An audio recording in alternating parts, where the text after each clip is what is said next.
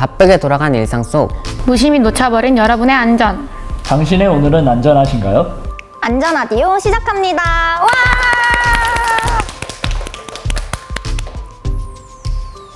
안전불감증을 직접 경험하신 시청자분들의 사연을 읽고 토크를 하는 고품격 라디오 방송 안전하디오.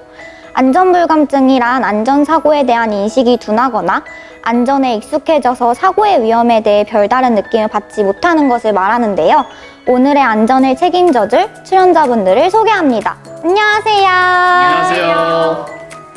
패널분들 각자 안전불감증 레벨을 1부터 5까지 매긴다면 어떨 것 같은지와 함께 자기소개 한 말씀씩 부탁드립니다. 먼저 저는 제가 안전을 평소에 잘 지킨다고 생각하지만 스스로 부족한 점이 많다고 생각을 해서 안전불감증 레벨 3 변민지입니다. 네, 저는 안전불감증 레벨 5 신동지입니다. 저는 약간 이렇게 생각 안 하는데 주변에서 너는 진짜 무조건 안전 5레벨이야 라고 말하더라고요. 그래서 좀 서운한 게 있었어요. 아닌 것 같은데. 안녕하세요. 저는 동준님과는 다르게 안전불감증과 제일 거리가 먼 것 같은데요. 저는 안전불감증 레벨 2 김채원이라고 합니다. 원래 평소에 되게 조심조심 하셔가지고 레벨 1일 줄 알았는데 아니네요. 안전을 조금 더 유의해야 할 것 같아서 저는 레벨 2를 선정했습니다.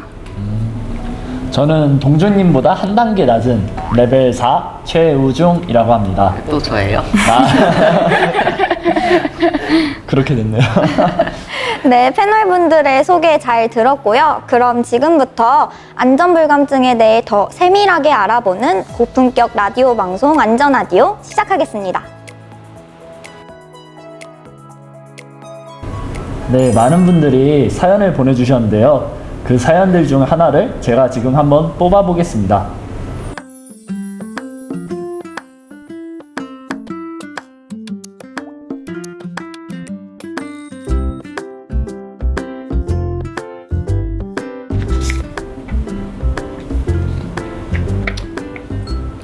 네, 안녕하세요. 저는 평소 여행을 즐겨 다니는 21살 대학생입니다. 얼마 전에 제일 친한 친구와 같이 여행을 갔었어요.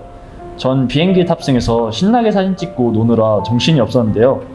승객 탑승이 끝나자 승무원께서 안전수칙에 대해 안내를 시작하시더라고요. 그래서 저는 평소처럼 신경 안 쓰고 그냥 밖에 구경하고 있었는데 같이 간 친구는 엄청 집중해서 듣고 있더라고요. 저는 그래서 그 친구가 비행기가 처음이라 긴장했구나 하고 생각했었는데 나중에 친구랑 이야기해보니 저보다도 비행기를 많이 타본 친구였던 거예요. 그럼 그때 왜 그렇게 집중했냐니까 당연한 것 아니냐고 하면서 저한테 막 잔소리를 하더라고요. 물론 당연히 집중해서 들어야 하는 건 맞긴 한데 뭐 설마 진짜 비행기가 어떻게 되겠어? 떨어지겠어? 하는 생각 다들 하지 않나요? 전 대부분 그럴 줄 알았는데 그 친구를 보니까 모두들 어떻게 생각하는지 궁금해졌어요. 다들 안전수칙 안내방송 잘 듣고 계신가요? 사실 저만 안전불감증인 걸까요? 패널분들의 생각도 한번 들어볼까요? 저는 1월 달에 친구들이랑 같이 여행을 간 적이 있었는데 그때 안내방송이 나오고 있긴 했거든요. 근데 저는 친구들이랑 사진 찍고 놀기 바빠서 안내방송을 잘 주의 깊게 못 들었던 것 같아요. 저도 이번 사연자님의 말씀에 공감을 하는 게 지난 5월에 혼자 여행을 갔었던 적이 있거든요. 그때 제 몸은 제가 챙겨야지라는 생각에 안내방송을 진짜 열심히 들었어요. 근데 가족들이랑 친구들이랑 가니까 다른 사람이 듣겠지? 라는 생각에 안내방송을 주의 깊게 듣지 않게 되더라고요. 제가 이거 읽으면서 생각을 해봤는데 그 비행기 안내 말고도 이제 영화관을 가면은 이제 또 비상 대피 그게 나오잖아요. 그것도 저는 이미지만 보고 설명은 안 듣는 것 같아요. 그렇게 안전에 집중해야 할 비상대피로 안내인데도 광고가 섞여서 집중을 못 하겠다는 그런 기사를 제가 본 적이 있어요. 그것도 되게 심각한 것 같네요. 네, 맞아요. 뭐가 더 중요한지를 모르니까. 다들 모두 안전불감증이 아닌가 의심스러운데요. 지난 2019년 미얀마에서 발생한 랜딩 기어 사고에서도 승무원과 기장들의 기만한 대처와 판단으로 대형 사고로 이어질 뻔한 아찔한 순간을 모면했다고 합니다. 큰일 날 뻔했네요. 와, 진짜 만약에 대형 사고로 이어졌으면 많은 사람들이 죽지 않았을까 생각해요. 네, 소방 관계자분들은 사람들이 모여있는 장소에서 대피로를 알고 있는 것과 모르는 것의 차이는 크다고 입을 모으고 있습니다. 서울소방재난본부 관계자는 불특정 다수가 운집하는 시설에서 비상구를 찾지 못하면 대형 재난으로 이루어질 수 있다면서 영화관이나 공연장은 어둡고 구조가 복잡한 데다가 화재가 나면 관객들이 방향 감각을 잃기 때문에 더 큰 혼란을 야기할 수 있다고 전하였는데요. 안전수칙을 완벽히 알아둬도 불가피한 상황이 올 수 있지만 단 1%의 희망을 위해서 자신을 위해 알아두는 것은 매우 중요합니다. 어쩌면 안전수칙으로부터 생사의 길이 나뉠 수도 있으니까요. 안녕하세요. 저는 부천에 사는 17살 여고생입니다. 제가 안전불감증인지 걱정이 되어 사연을 보냅니다. 오늘 점심시간이 지나고 5교시 수업 도중에 화재 경보기가 울렸어요. 하지만 잘못 울렸겠거니 하면서 아무도 신경 쓰지 않았죠. 심지어 선생님까지도요. 그래서 다들 수업에 집중하고 있었는데 갑자기 소방차 사이렌 소리가 들리는 거예요. 그래서 애들 모두 놀래서 창문 밖을 봤는데 저희 학교로 오고 있었어요. 오작동으로 울린 줄 알았던 화재 경보음이 진짜였더라고요. 별관 1층 화학실에서 실험을 하다가 불이 났었대요. 저와 친구들은 다들 신기하고 재밌다는 듯이 이 이야기를 전하고 다녔어요. 그런데 이 불이 큰 불이었다면 정말 큰일이었겠죠? 이거 안전불감증 맞죠? 진짜 이런 적 근데 다들 한 번쯤 있지 않으신가요? 울려도 안 나가는? 그쵸? 습관할 때 애들이 하도 장난을 많이 쳐가지고 아, 장난으로 그냥 누르고 도망가고. 오작동이 아니라 장난으로. 아, 그런 장난은 진짜 위험한 장난이 아닐까요? 하면 안 되는 맞아요. 장난. 그쵸. 아, 그리고 제가 있었던 기억에 남는 일들을 한번 말해보자면 저는 예전에 수능을 쳤을 때 네. 수능날에요? 수능날에 있었던 일인가요? 네, 수능날에 있었던 일인데 수능날에 갑자기 화재 경보음이 울리는 거예요. 국어 문제를 풀고 있는데 그랬더니 감독관께서 그냥 무시하고 문제를 풀어라 이러시는 거예요. 정말 울리면 어떡하려고. 그러니까요. 그런데 다행히 그게 오작동이었던 거죠. 아, 네. 다행이네요. 그랬던 적이 있었어요. 그 화재 경보하니까 생각나는데 제가 그 집에서 게임을 하고 있었는데 그 뭐지? 갑자기 사이렌 그 화재 경보가 울리는 거예요. 그래가지고 뭐지 하고 문 밖을 나갔는데 아무도 없는 거예요. 나가는 사람이 아무도 없었어요. 제가 봤을 때는. 근데 그래서 다시 들어와서 게임을 하고 있었죠. 근데 나중에 알고 보니까 그 같은 아래층에 사는 친구가 있었는데 그 친구한테 전화 와가지고 너 어디냐고 왜 안 데려오냐고. 근데 그게 알고 보니까 약간 오작동이긴 오작동이었는데 그래도 저를 제외한 나머지는 다 나갔었다는 거 아니에요. 혼자 방에 계신 거예요? 혼자 게임하고 있던 거예요. 이래서 안전불감증 레벨이 5라고 하신 이유가 이해가 되네요, 이제. 진짜 큰일 났을 것 같아요. 그 게임 하면은 게임 소리 때문에 그 게임도 집중해야 되고. 아, 진짜 끼니까. 또 제가 빠지면 좀 큰일 나는 그런 게임이어가지고. 목숨이 달려있는데 게임에. 게임 목숨이 더 중요하다. 그치. 건강이 훨씬 중요하죠. 안전불감증 레벨 5 인정합니다. 아.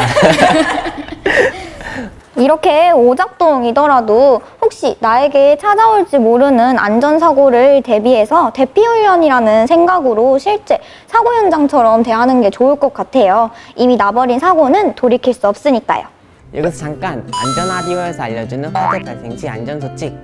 첫 번째, 불이 나면 대피를 최우선으로 합니다. 두 번째, 엘리베이터는 위험할 수 있으니 계단을 이용해 주세요. 세 번째, 낮은 자세로 안내에 따라 대피해주세요. 네 번째, 아래로 내려갈 수 없으면 옥상으로 올라가 주세요. 다섯 번째, 불길을 통과할 때는 물에 적신 수건과 담요로 몸과 얼굴을 감싸줍니다. 여섯 번째, 손잡이는 뜨거울 수 있으니 바로 잡지 말아주세요. 일곱 번째, 대피한 경우 바람이 불어오는 쪽에서 구조를 기다려주세요. 여덟 번째, 대피할 공간이 없으면 구조대원이 올 때까지 기다려주세요. 마지막으로 연기가 방 안으로 들어오지 못하도록 문틈을 옷과 이불로 막아주세요. 다들 안전수칙 모르는 거 어떻게 하시고 준비해 오셨네요. 아, 그럼요. 기본이죠. 이건 레벨 5인 저도 준비를 해왔답니다. 또 여기서 꿀팁을 주자면 화재 진압 골든타임을 방해하는 불법 주정차 금물. 우리나라의 경우 복잡한 도로 구조와 불법 주정차로 화재 발생 시 소방차와 장비의 현장 진입이 어려워 피해를 키우는 사례가 반복되고 있습니다. 최근 행정안전위원회에 따르면 불법 주정차로 인해서 제 시간에 불을 끄지 못한 건수가 해마다 100건 이상이라고 하는데요. 화재의 경우에도 큰 피해를 막기 위해서는 시간과의 싸움이 정말 중요합니다. 좁은 골목길 소방차와 장비가 무사히 들어올 수 있도록 불법 주정차를 근절하는 올바른 시민의식이 필요합니다. 다빈님의 사연이신데요. 안녕하세요. 저는 22살 대학생입니다. 요즘 시국이 시국인지라 멀리 못 나가고 집콕 생활만 계속하고 있던 무렵 광주에 계신 이모가 아프셔서 집을 비우시게 되어 동물들을 돌보기 위해 오랜만에 광주로 내려가게 되었어요. 차를 끌고 가기엔 먼 거리라 자발적으로는 자제했던 여행하는 기분으로 기차를 타고 다녀왔는데 기차 안에서 여행을 가는 듯 보였던 사람이 마스크를 안 쓰고 있었지 뭐예요? 오, 이 시국에. 이렇게 밀집되어 있는 공간에서 마스크를 안 쓴다고? 라는 생각이 앞서고 걱정됐었죠. 다들 마스크 잘 끼고 다니시나요? 당연하죠. 지금 안 끼면 큰일 나지 않을까요? 집 앞 나가더라도 꼭 마스크를 착용하셔야 될 것 같아요. 맞아요. 근데 저도 길을 막 다니다 보면은 이제 마스크 안 쓰신 불감증인 분들이 많더라고요. 마스크를 쓰는 게 제가 걸리지 않기 위함도 있지만 나로 인한 추가 감염을 막기 위해서도 쓴다고 하잖아요. 그래서 요즘에는 마스크 쓰는 게 하나의 예의가 되어야 되는 게 아닌가라는 생각이 들어요. 대중교통 탈 때도 무조건 마스크를 쓰라고 하잖아요. 그쵸? 버스 탈 때도 없으면은 막 못하게 하고 거기서 맞아요. 1,000원 주고 2장 사라고. 근데 또 여름이라 마스크 쓰는 것도 이제 답답하지 않아요? 아, 그쵸. 확실히 여기 안에 땀이 차니까 계속 이렇게 뭔가 벗고 싶고 잠깐 사람 없으면 아, 좀 빼도 되지 않을까? 이런 생각 계속 들어가지고 화장한 경우 같은 경우에는 묻잖아요, 마스크에. 그 화장하고 하면은 트러블 생기잖아요. 아, 맞아요. 아, 진짜 스트레스 받아요. 네, 근데 여러분 지금 왜 마스크 안 쓰고 계시죠? 언제 쓰셨어요? 이렇게 사람 모이는 장소인데 마스크 써야 되는 건 필수 아닌가요? 저희가 안전불감증 레벨 5깨서 자존심의 스트레치가 좀 그런데요. 우리가 일상생활로 다시 돌아가기 위해 조금씩 학교를 다시 들어가고 조금씩 다시 회사 생활을 지내고 계시신데요. 이러한 평범한 일상생활을 계속 지속하기 위해선 조금은 답답하더라도 2차 감염을 막기 위해 올바른 방법의 마스크 의무 착용으로 더 이상의 확산을 막기 위해 노력해야 할 것 같습니다. 네, 맞아요. 마스크를 이렇게 똑바로 써야지 막 이거 막 이렇게 내리고 다니면서 패션으로 쓰면 절대 안 돼요. 알겠죠? 네. 안녕하세요. 저는 용인에 사는 36살 직장인입니다. 얼마 전 8살짜리 첫째 딸아이의 생일 파티가 있었는데요. 아이가 활동적인 것을 좋아해 생일 선물로 자전거를 사줬어요. 비장하게 장비를 풀 장착하고 몇 번 뒤에서 잡아줬는데 아이가 저를 닮아서인지 금세 자전거 실력이 쑥쑥 늘더라고요. 그때까지만 해도 아이가 자전거를 잘 타고 다니겠구나 싶어서 정말 좋아했었어요. 근데 머지않아 아이는 자전거와 멀어졌습니다. 바로 안전장비 때문인데요. 아이가 자전거를 타러 나갈 때마다 제가 보호장비를 꼭 착용해야 돼 라고 말했었어요. 근데 계속 그러다 보니까 어느 순간 헬멧 쓰기 싫어서 그냥 안 탈래 라고 하더라고요. 사실 저도 출퇴근을 자전거로 하는 편인데 꼭 항상 자전거 길을 가다 보면 전문적인 자전거 복장을 갖춘 분들은 제외하고는 헬멧을 잘 착용하지 않는 모습을 종종 봐오긴 했었어요. 그런 모습을 많이 봐와서인지 아이가 더욱 안전장비를 착용하지 않으려는 것 같아요. 처음 아이가 자전거 타고 좋아했던 모습이 기억에 남아있어 너무 아쉬움만 느껴지는데 아이에게 어떻게 하면 안전을 알려줄 수 있을까요? 라고 사연을 보내줬습니다. 근데 진짜 사연처럼 그 제가 길을 가도 뭐 안전모나 안전장비 같은 거 안 쓰고 막 타시는 분들 많은 것 같아요. 네, 맞아요. 근데 저희 혹시 인천에 쿠키바이크라고 혹시 다들 아시나요? 그게 뭐예요? 쿠키바이크가 그 길가에 아무 곳이나 주차가 돼 있어요. 그래서 그거를 스마트폰으로 QR코드 찍고 바로 결제하는 시스템이에요. 여기서 한 가지 아쉬운 점은 헬멧 장치가 대여가 안 돼요. 아, 아예 없어요? 네, 아예 없어요. 아, 그래서 이거 좀 추가하셨으면 더 안전한 자전거를 탈 수 있지 않을까 싶습니다. 그쵸. 그 길거리에 되어 있다고 하는데 갑자기 헬멧을 들고 다니다가 타는 게 아니니까 대여해주는 시스템이 생기면 확실히 더 안전한 라이딩을 할 수 있을 것 같아요. 이 사연을 읽고 나니까 아이가 보호장비 때문에 자전거를 안 타게 됐다는 게 되게 안타까운 것 같아요. 부모님이 먼저 보호장비를 착용하고 자전거를 즐겁게 타는 모습을 보여주면 아이도 따라서 다시 타게 되지 않을까요? 부모님의 본보기 좋은 것 같아요. 원래 아이는 약간 부모님 보고 배우는 그런 게 있잖아요. 요즘 자전거보다는 약간 전동 킥보드가 유행하지 않아요? 아, 네. 전동킥보드 저희 집 앞에도 디얼이라고 많이 타고 다니시더라고요. 그 약간 속도도 좀 있고 해서 더 위험한 것 같은데 그것도 약간 안전 그걸 안 하더라고요. 맞아요. 확실히 돌아다니면서 보면은 자전거든 전동 킥보드든 보호 장비를 차고 이렇게 타는 사람들은 진짜 보기 드문 것 같아요. 그쵸? 네, 거의 없었어요. 심각한데요? 여기 거의 없었어요. 사연에서 있다시피 약간 전문적으로 옷까지 착용하고 모자 쓰고 그런 분들 제외하고는 약간 진짜 못 봤었어요. 동네에서 보면은 이제 어린 아이들도 자전거 타고 지나가면 이렇게 까르륵 소리 나잖아요. 그래서 쳐다보면은 진짜 차고 있는 걸 한 번도 본 적이 없는 것 같아요. 게다가 막 어린아이들은 있잖아요. 언덕에서 이제 막 자전거를 타고 슝 내려가더라고. 브레이크도 안 잡고. 내리막길에서? 맞아요. 너무 위험한 거 아직 아니에요? 겁이 없는 나이라서 그런 게 가능한 게 아닌가. 그렇게 보면은 요즘에 이제 자전거를 취미로 즐기려는 사람들이 굉장히 많잖아요. 지난 2019년 자전거 교통사고를 보면은 13,157건이 발생했고 그중 사망자가 178명이고 부상자가 13,648명이었다고 해요. 또 그중 자전거 사고를 법규 위반 유형별로 구분하면 안전 의무 불이행이 63.5%로 대부분을 차지했다고 해요. 그 다음으로 중앙선 침범, 신호 위반이 뒤를 이었다고 합니다. 이 통계를 보면은 확실히 안전 의무 불이행이 위험성이 아주 굉장히 크다는 걸 알 수 있죠.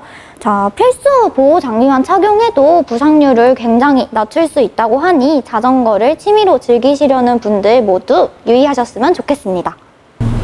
그리고 2018년 9월부터 생긴 규칙 중 자전거 이용자가 자전거를 탈 때 의무적으로 챙겨야 하는 것이 있는데요. 바로 안전모 착용입니다. 안전모를 쓰지 않았을 때 사고가 나면 머리에 가해지는 충격이 어마어마하게 높아지는데요. 사망률은 무려 2배가 증가한다고 합니다. 꼭 착용해야겠어요. 맞아요. 꼭 착용하세요. 네. 네, 그 빠르고 편리한 이동수단인 동시에 우리의 건강에도 도움을 주는 자전거, 간편하게 이용할 수 있는 교통수단이지만 별도의 안전장치가 없다면 운전자가 그대로 노출되기에 사고 발생 시 부담의 위험이 매우 큰데요. 일상생활에서 자주 사용하는 만큼 안전을 더욱 유의하여 안전한 라이딩 하세요.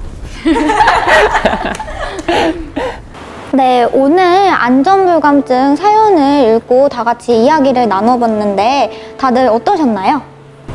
저는 평소에는 안전에 되게 집중을 많이 하지만 근데 이번 사연을 듣고선 조금 더 주의를 해야겠다고 생각이 들었어요. 저는 뭐 처음 할 때 안전민감증? 불감증? 그 5단계였잖아요. 네. 근데 5단계였죠? 이걸 듣고 나니까 약간 좀 안전을 생각하는 5단계가 될 것 같아요. 4단계가 되는 건 아니고 5단계인데 안전을 생각하다. 저는 이제 이런 사연들을 듣고 제 예전에 했던 행동들을 다시 생각해 보면서 잘한다. 제가 예전에 생각해 보면서 네. 자아성찰한 것 같아서 네. 아주 좋은 시간이었던 것 같아요.